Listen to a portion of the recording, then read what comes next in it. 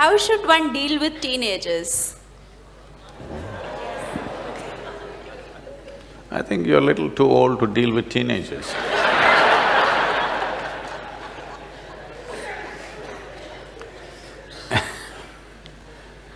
See,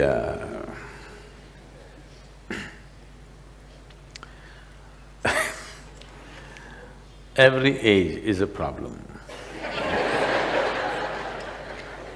No, I'm talking about the ages. Stone Age was a problem. Iron Age was a problem, Bronze Age is a problem, Computer Age, serious problem. Isn't it so? Middle Ages were serious problems. Modern age is immense problem. Teenage, another problem.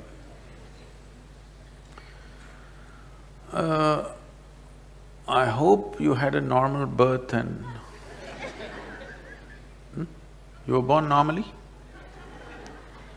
So if you were born normally, you were born like this and slowly grew up and somebody counted your age and you also passed through 13, 14, 15, which you are referring to as teen.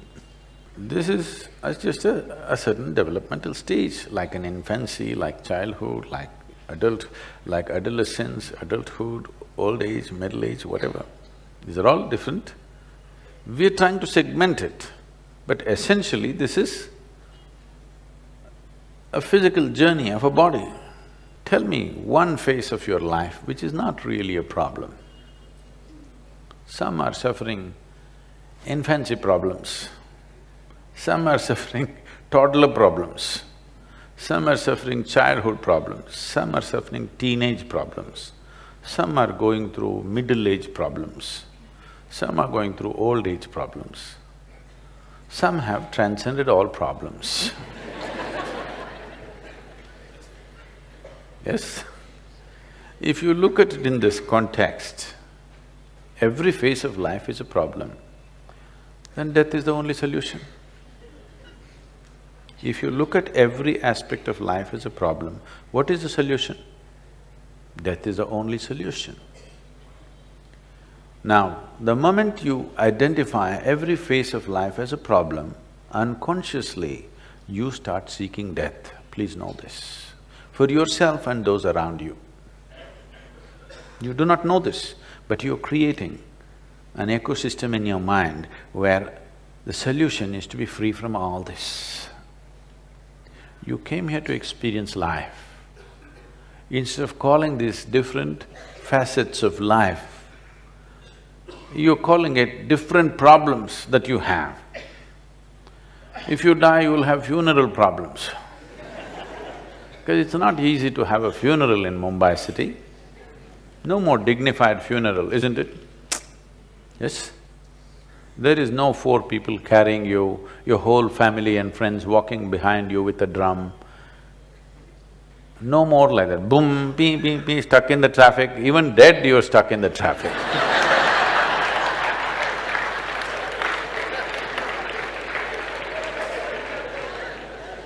I want you to understand this. There are various types of situations in your life. They're just situations. Some you know how to handle, some you're yet to know how to handle. Whatever you do not know how to handle, you call it a problem. The moment you call something a problem, the moment you identify a situation, it's a simple situation, because you have not equipped yourself to handle the situation. You call it a problem. The moment you call it a problem, unpleasantness is a natural consequence of that. Your children are growing up, it should be a joyful moment. Yes? They become teenagers means they're growing rapidly. Yes? Or in other words, unfortunately, they're beginning to become like you. And you're distressed because you can see they're becoming like you, I can understand.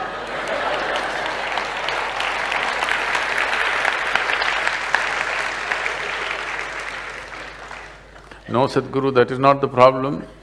They're beginning to become something different. They don't even look like my children anymore. We have eulogized, we have unfortunately eulogized helpless states of life. When you say infancy and childhood, what you're talking about is a certain phase of our life when we are pretty helpless. Without outside help, we cannot survive or be anything. So we have eulogized this. Even so-called spiritual teachers are going about saying, I am a child. I don't want to meet an adult who is a child. It's another way of saying, I'm retarded.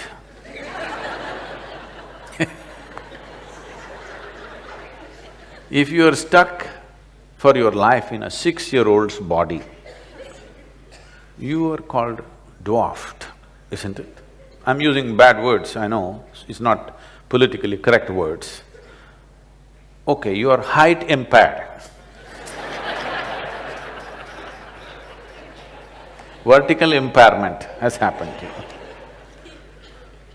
If you are stuck in a 6-year-old's mind, you are mentally retarded. No, you are what? Huh?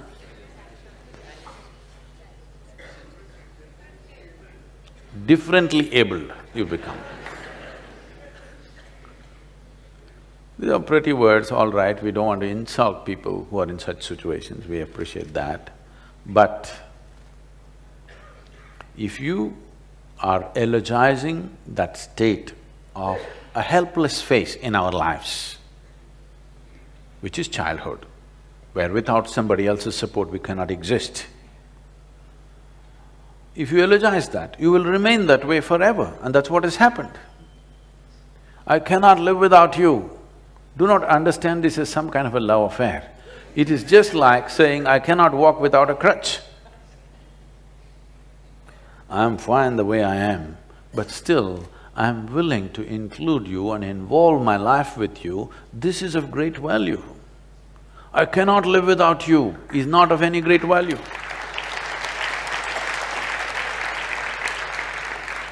I can live without anybody's attention, but I'm willing to throw myself with absolute involvement with whoever is here right now. This is of value. Because you're eulogizing helplessness or helpless phases of our life. When you were a little baby, you can't even pee by yourself, somebody has to take you. I'm saying, I'm like a child means then I'm looking where are the diapers, please let's give him one, you know. Now what's happening with the so-called teenage is you got used to your child as a helpless creature. Now he is finding his own feet, you don't like it. You want to condense him into boo, boo, boo, my boo, boo. What you need is a toy or a doll to play with, or maybe a dog. A couple was struggling, not able to make a decision whether to have children or not. The debate between the husband and wife was, the husband wants to have children, the wife says, it's not necessary, we can get a dog instead. Because they couldn't settle it, they went to a marriage counselor. So they said, we are not able to make up our mind whether to have children or to get a dog. What should we do? So marriage counselor said, this is very simple, you want to ruin your carpets or your life, you must decide.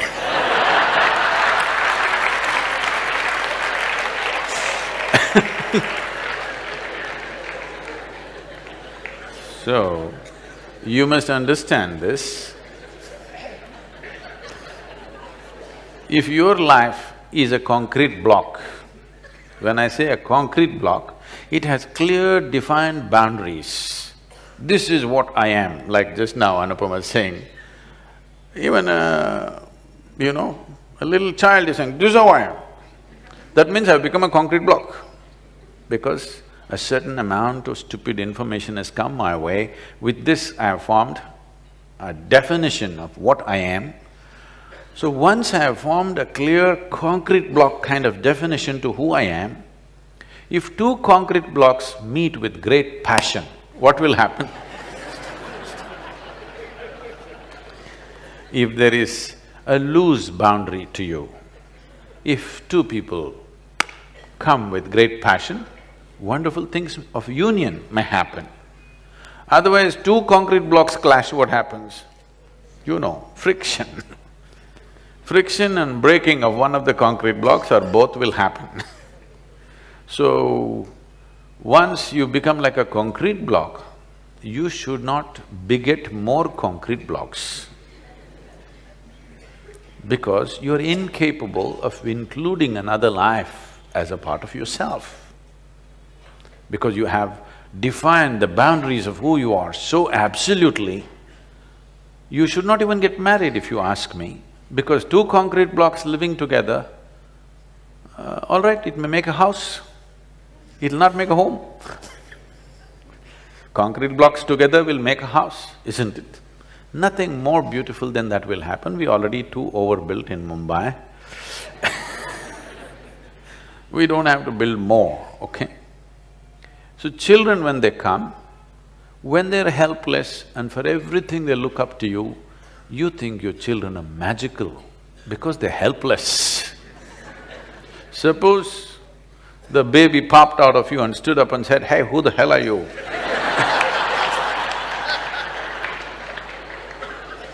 You won't like this baby. But he takes 14, 15 years to ask that question.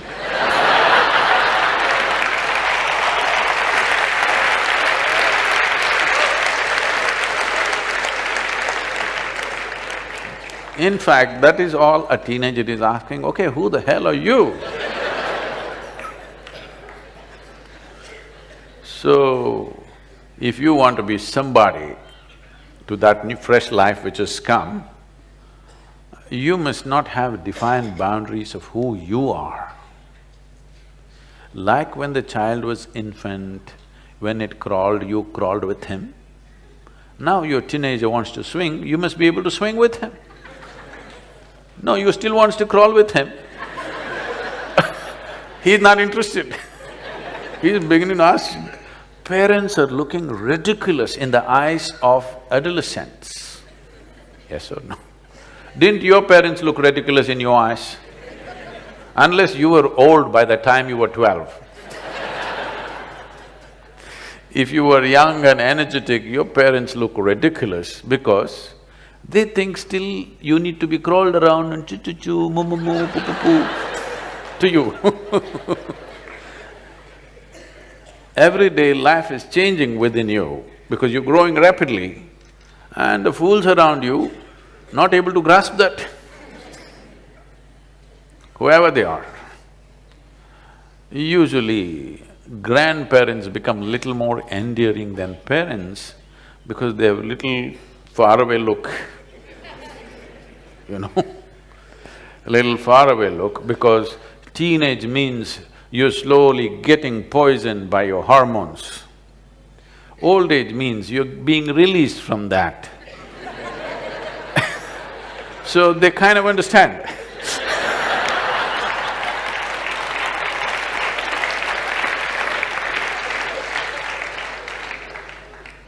So those of you who are in middle age have no clue where the hell you are. Even historically, the Middle Ages represent a confused state of mind. So don't deal with your teenagers. Please make yourself available to be dealt by them. Make them responsible for everything. 1 month, I'm telling you, 1 month you have the courage to hand over your monthly income to them and say, manage the house. Just give them responsibility. You will see dramatically it will change, you know. Because you must understand, I have been a telephonic father, okay? From the age of 3.5 months, my girl traveled with me, alone in the car. We built the Isha Foundation in a Maruti 800, traveling thousands of miles. In one calendar year, or actually in 14 months, I did 135,000 kilometers on my Maruti, okay. So, she was 3.5 months old, one hand on her in the front seat, strapped, and my right leg doesn't go easy, you know, boom. So, she grew up in the car till she was 4 years of age. I thought I'll never send her to school because we had bonded and she had such wisdom because she's seen the road, she's seen the people, she's been in all kinds of families. I thought I shouldn't mess this up by sending her to a school. But you know, that age group, that company, unless you have a whole cricket team of children at home, just one child doesn't work, just keeping them alone because they may become too old when they're young. So I put her to school after that. After that, she's always continuously in one hostel to another. And… but we kept a very active engagement thanks to the cell phones. Earlier it was the black phone, I would stop somewhere on the highway because I know only at a particular time you can call her in the school. The school opens that phone time only 1 hour. So I am somewhere on a highway, find that black phone and get on, and for that 1 hour I'm on the phone with her. That side for her, all the children outside are screaming at her. Here at the booth, all the people are banging on the booth. So I always had this thing at that time. I'm driving on the highway, I have many phone calls to make, local, international, all kind. First I would get down and go to that phone booth guy and give him 5,000 rupees. He'll be surprised, just hold it. Deposit. And I get into the phone booth and now I am a valued customer. The other people come and they want to make the call within 3 minutes. And they're all standing in a queue and making faces at me and just gesticulating, but that guy says, no, don't disturb him. Because straight 5,000 rupees, I'm making international calls, all calls, because there was no cell phones at that time. So I find this time and speak, and after that she went to college and then everything, whatever she's been pursuing, always on phone, and we've kept a very active engagement, and we've never really stayed home. If she comes for vacation, next day we'll be traveling somewhere, but never really at home. But a very active relationship I kept with her, largely on the phone thanks to all the telephone waves that are going on. So, it was such an active engagement. Why I'm saying this is, and whenever I saw there's a certain intelligence in every child, I'm not trying to project this is a special child, no, she's just normal, brought up in a special way, for sure. So the thing is just this, if she comes home or if she's with me, I leave all my important decisions in her hands. She's only 5, 6. People's problems, foundation issues, administration, I just put it to her. She comes up with her own wacky solutions. But 5 out of 10 times, she would come out with something brilliant. This is not… I want you to understand, I'm not projecting this is a special child. It is just that most people never give that opportunity to a child's intelligence because they want to do boo boo boo boo, do do do do with the child. I never bought toys for her. If she wanted to play, I took her out for a walk in the jungle, I put her up on a tree, she learned to climb trees and do things and stuff. Never bought her toys, ever. Here and there somebody gifted, but she never was interested in them because there were more exciting things. I caught snakes for her, I caught garden lizards for her, more exciting things, live things to play with.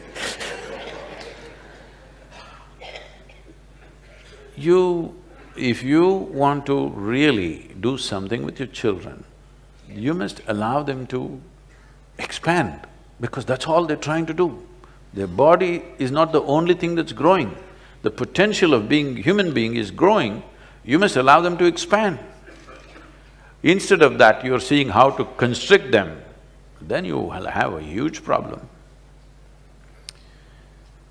Whether if you have boys, you will have one kind of problem. If you have girls, you will have another kind of problem. If you try to restrict, you think restriction is a good way of controlling life. No. Responsibility will put them on the track.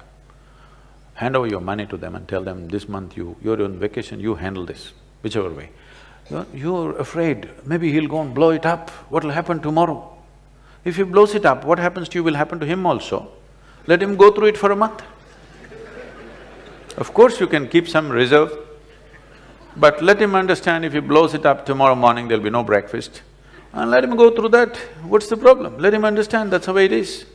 It's better to learn in a protected, caring atmosphere than out on the street tomorrow morning, isn't it?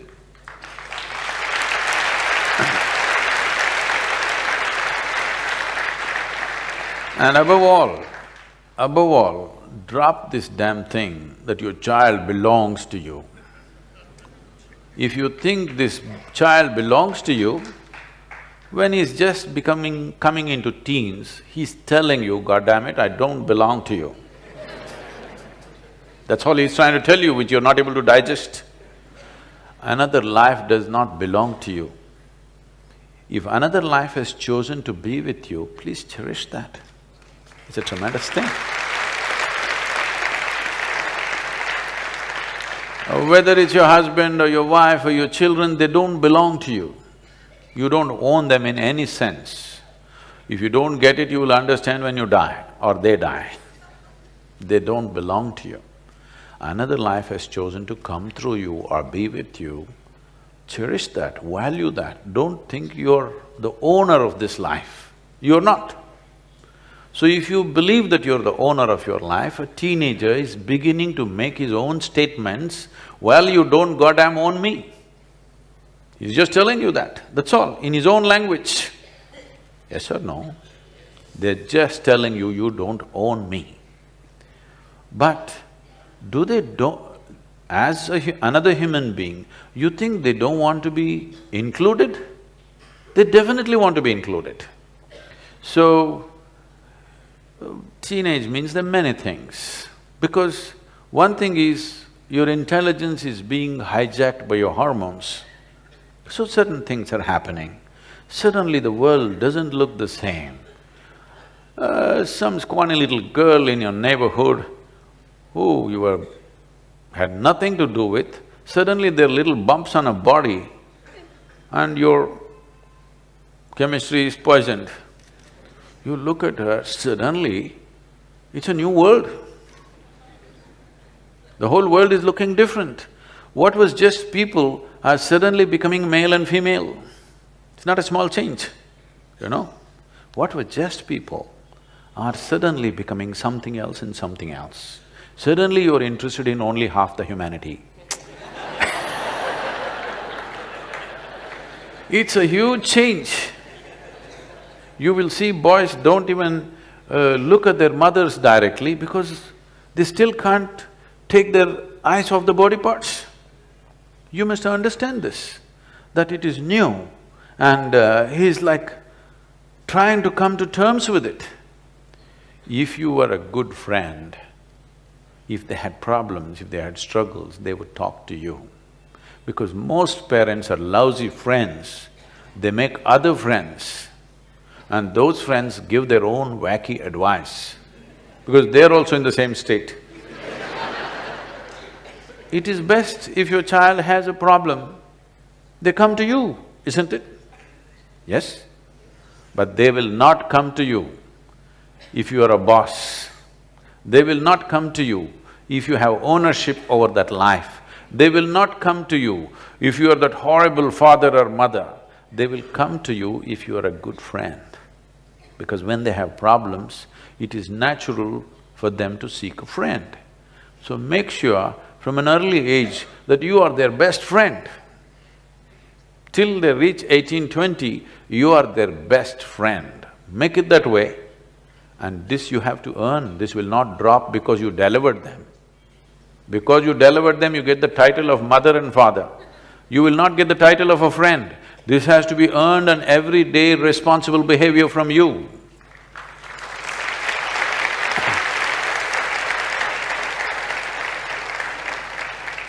I don't want to go too hard on you, we'll leave you here.